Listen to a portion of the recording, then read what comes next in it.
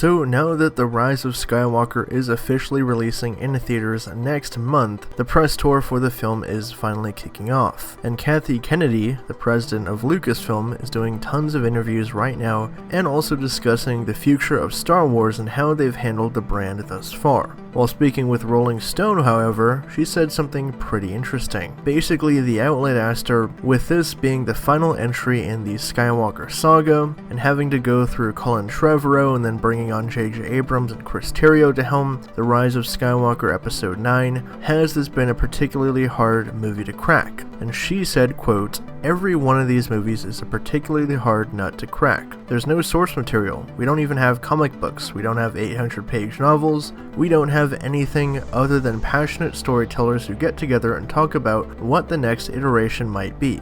And then she goes on to just kind of talk about, the development process and having different people in the writer's room and the kind of evolution of the story and the ways that it evolves over the years and stuff, and having J.J. Abrams be involved because he's a big Star Wars fan and he's passionate about the franchise. But the one thing that people have been kind of talking about and being very upset by is her comments saying that there's no source material when it comes to Star Wars, and that the fact that she says they don't have comic books or novels to really pull from when developing these new movies. Before Lucasfilm decided to go on their own path for the sequel trilogy, as it's been dubbed, George Lucas did have a treatment for episodes 7, 8, and 9, which he also sold to Disney at the time, back when they were bought in 2012. And essentially we heard that Disney threw out all those story treatments and decided to start from scratch with their sequel plans. And they also had plans for a bunch of other movies like spin-offs about Obi-Wan, Boba Fett, Rogue One, those sort of things. And obviously the television series that they've been developing now,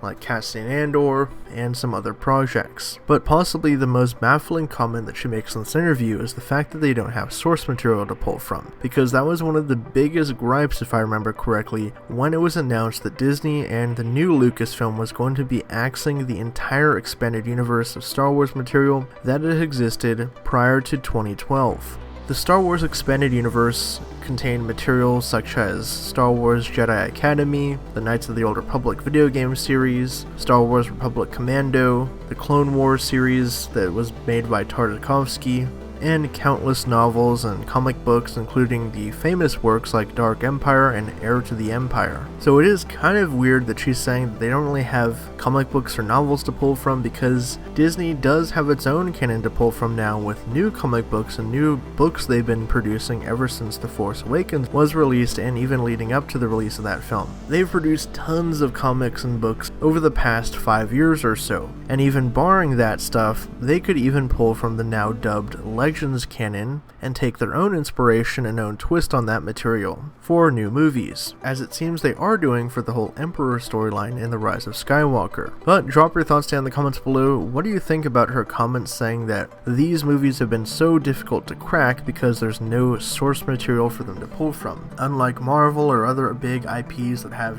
books and novels to pull from, Star Wars apparently, at least in her mind, doesn't really have much source material for them to use for inspiration on these new movies. As always, for the latest on all things Star Wars and pop culture, be sure to subscribe to HN Entertainment.